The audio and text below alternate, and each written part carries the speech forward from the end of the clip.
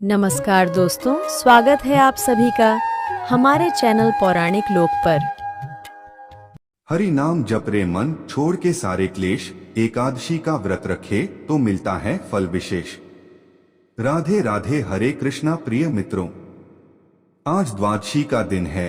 आज के दिन एकादशी के पुण्य फलदायी व्रत का पारण किया जाता है।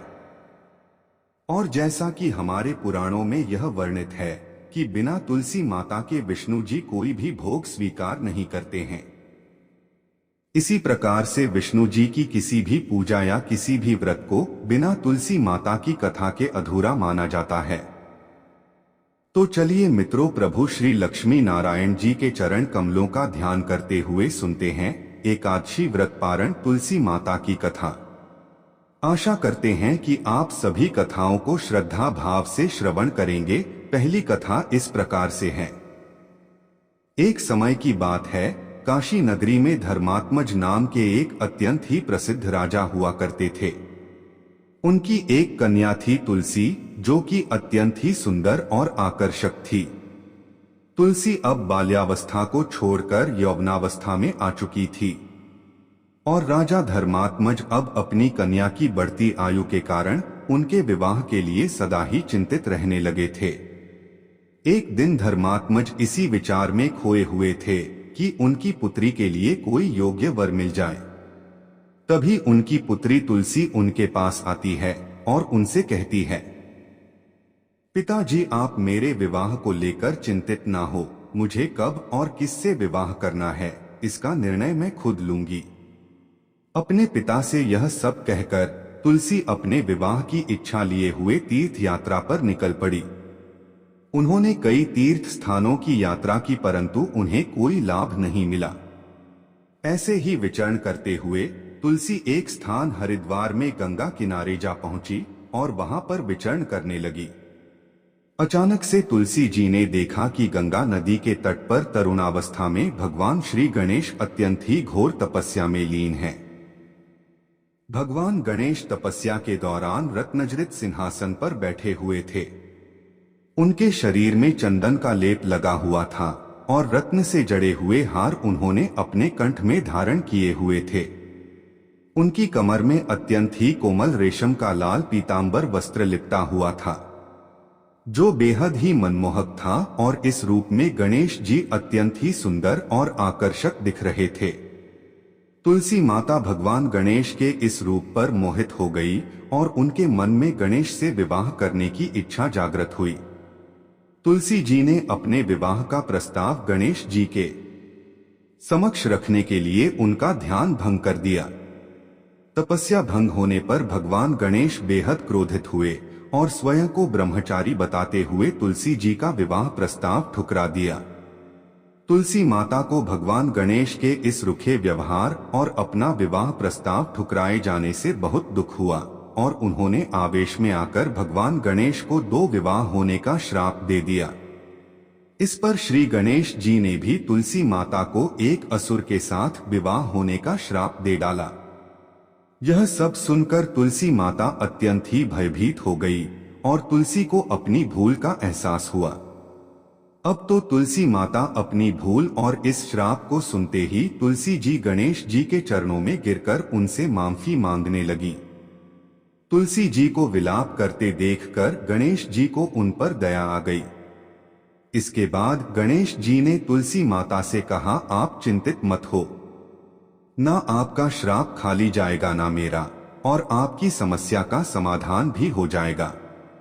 मैं रिद्धि और सिद्धि से विवाह का उनका पति बनूंगा और तुम्हारा विवाह राक्षस जलंधर से अवश्य होगा, लेकिन अंत में तुम भगवान विष्णु और की प्रिया बनोगी।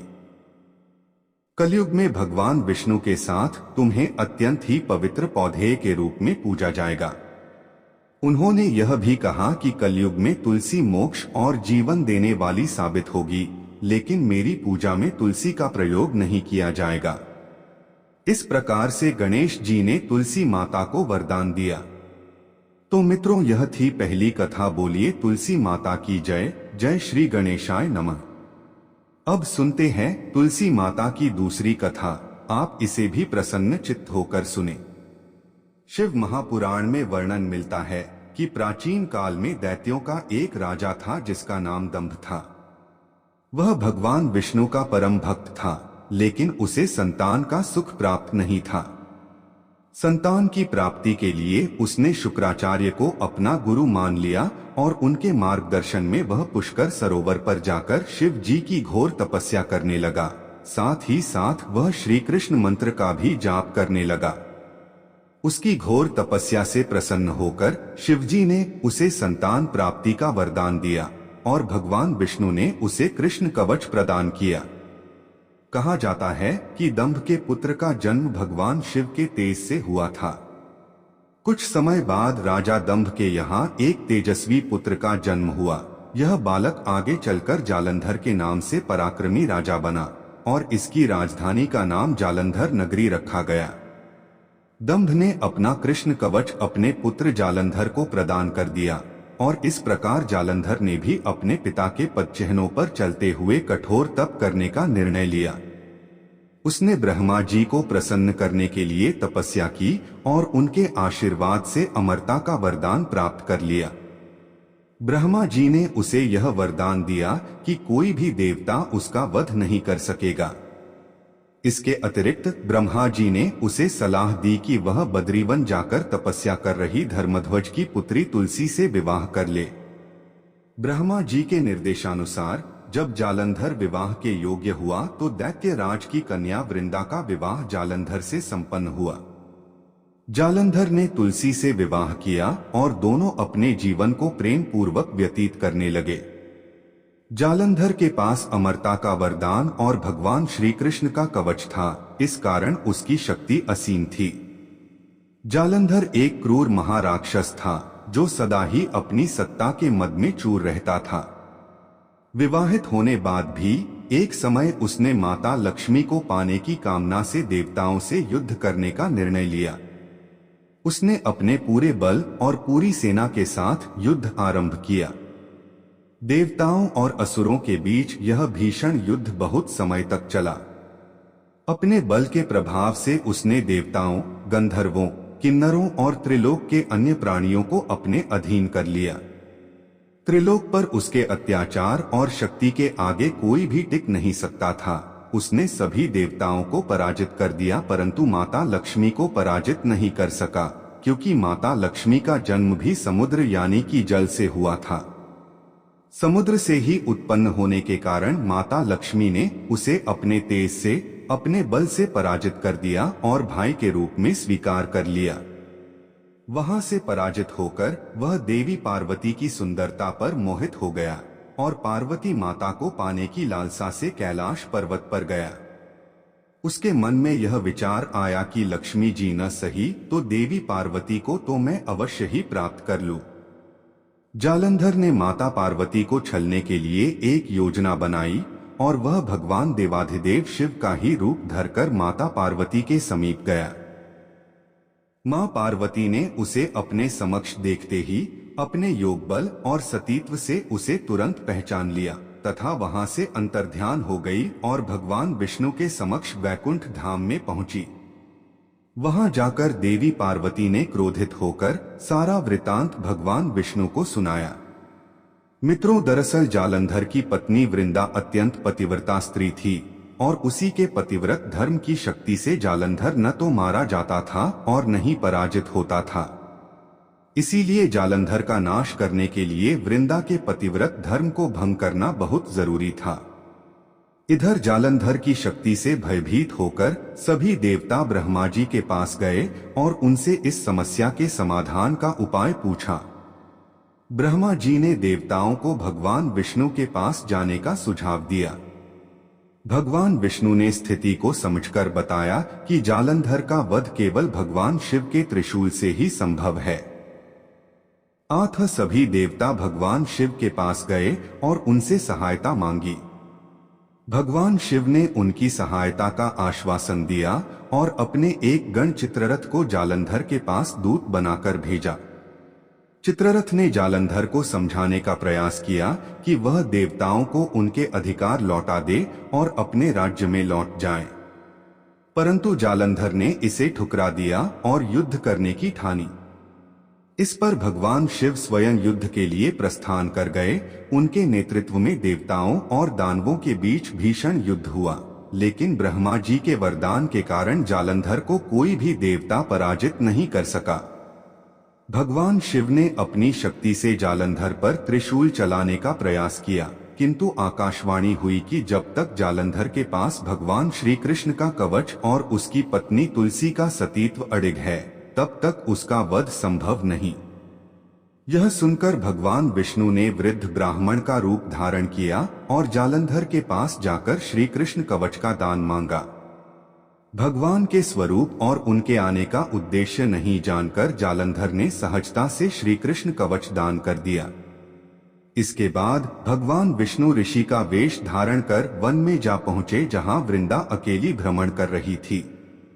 भगवान के साथ 2 मायावी राक्षस भी थे, जिन्हें देखकर वृंदा भयभीत हो गई।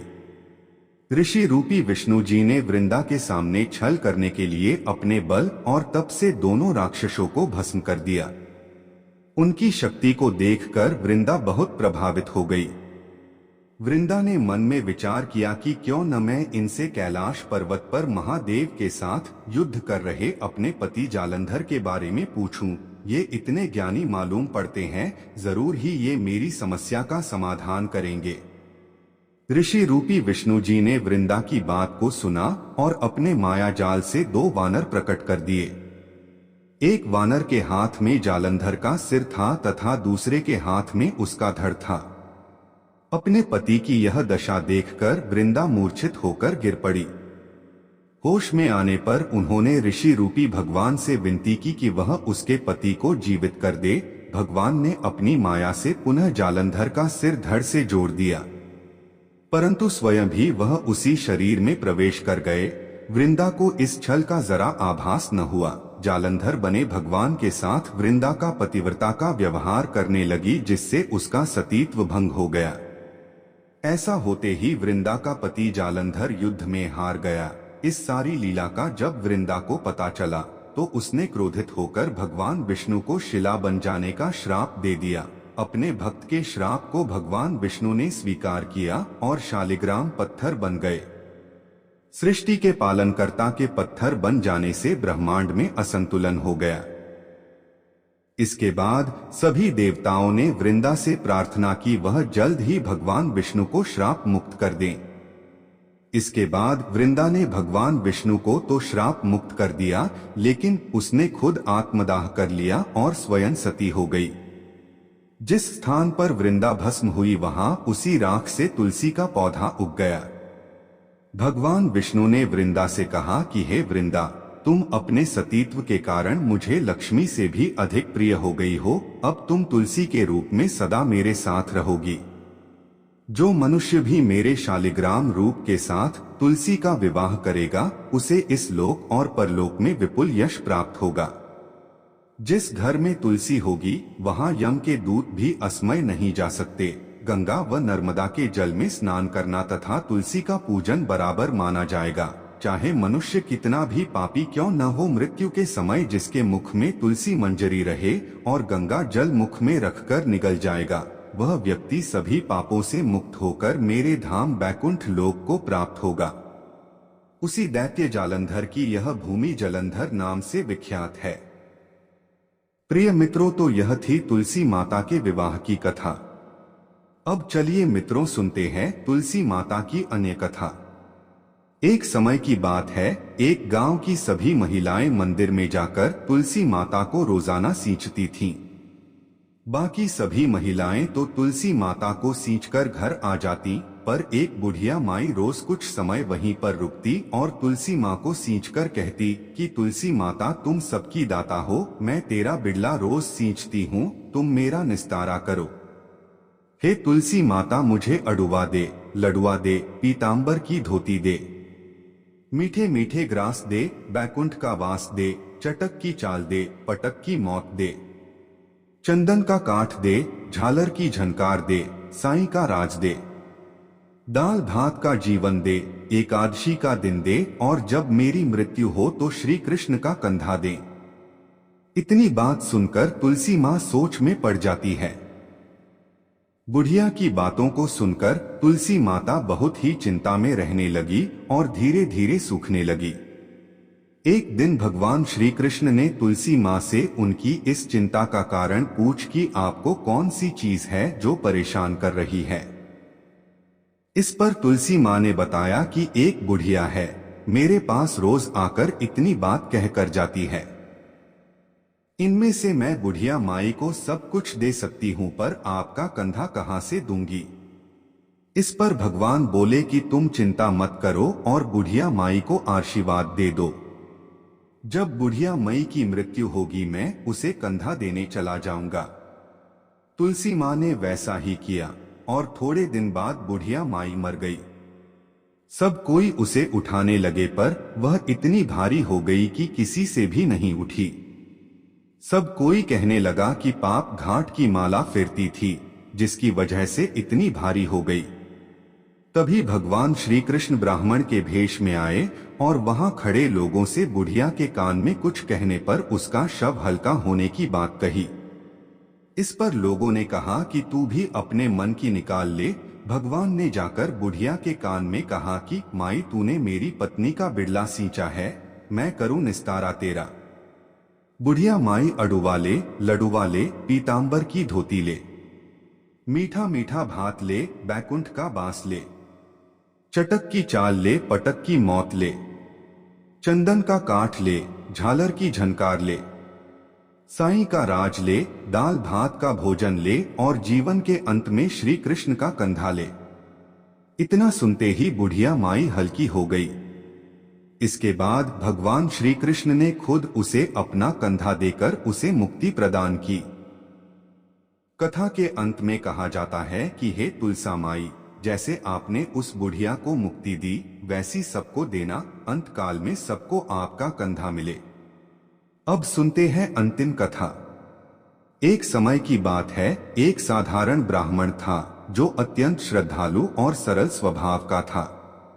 वह प्रतिदिन मंदिर जाकर पूरी निष्ठा के साथ तुलसी माता की पूजा करता और उनसे प्रार्थना करता, हे तुलसी महारानी, कृपया मुझ पर कृपा करें और मेरे जीवन में सुख शांति लाए। उसकी यह नियमित पूजा और प्रार्थना तुलसी माता को अत्यधिक प्रिय थी। उन्होंने सोचा कि यह ब्राह्मण सच्चे दिल से मेरी पूजा करता है और उसकी स्थिति भी बहुत ही साधारण है। मैं इस पर अपनी कृपा अवश्य बरसाऊंगी। इसके लिए तुलसी माता ने एक अद्भुत उपाय सोचा। उन्होंने एक सुंदर कोमल कन्या का रूप धारण किया और मंदिर में बैठ गईं। जब ब्राह्मण मंदिर में आया तो उस कन्या ने उससे कहा, हे ब्राह्मण, क्या मैं आपके घर आ सकती हूँ? ब्राह्मण यह सुनकर चिंतित हो गया, क्योंकि पहले से ही उसके घर में 6 बेटियां थीं और उसके पास सीमित साधन थे। उसने सोचा, यदि यह कन्या भी मेरे घर आई तो मैं इसका पालन पोषण कैसे करूंगा और भविष्य में 7 बेटियों की शादी कैसे कराऊंगा। इस चिंता ने उसे अत्यधिक व्यथित कर दिया और वह मन ही मन उलझन में रहने लगा। घर पहुंचकर ब्राह्मण की पत्नी ने उसकी उदासी का कारण पूछा। उसने कहा, क्या बात है, आजकल तुम इतने परेशान क्यों दिखते हो? ब्राह्मण ने उसे पूरी बात बताई। मंदिर में एक छोटी सुंदर कन्या बैठी है और वह कहती है कि वह मेरे घर आना चाहती है, लेकिन पहले से ही 6 बेटियां हैं और उनके विवाह की भी चिंता है। मैं कैसे 7वीं कन्या का भार उठा सकूंगा? इस पर उसकी पत्नी ने बड़ी स्नेह और समझदारी से कहा, तुम क्यों इतनी चिंता करते हो? अगर वह कन्या आना चाहती है तो उसे आने दो। हमारे पास पहले से 6 बेटियां हैं, एक और आ जाएगी तो क्या फर्क पड़ेगा? हम सभी बेटियों का विवाह एक साथ कर देंगे। ब्राह्मण को पत्नी की इस बात से कुछ संतोष हुआ। अगले दिन जब वह मंदिर पहुंचा तो उसने उस कन्या से कहा, बेटा, अगर तुम हमारे साथ आना चाहती हो तो चलो। ब्राह्मण उसे अपने घर ले आया। वह कन्या, जो वास्तव में तुलसी माता ही थीं, ब्राह्मण के घर आते ही वहां अपार आनंद और समृद्धि का संचार हो गया।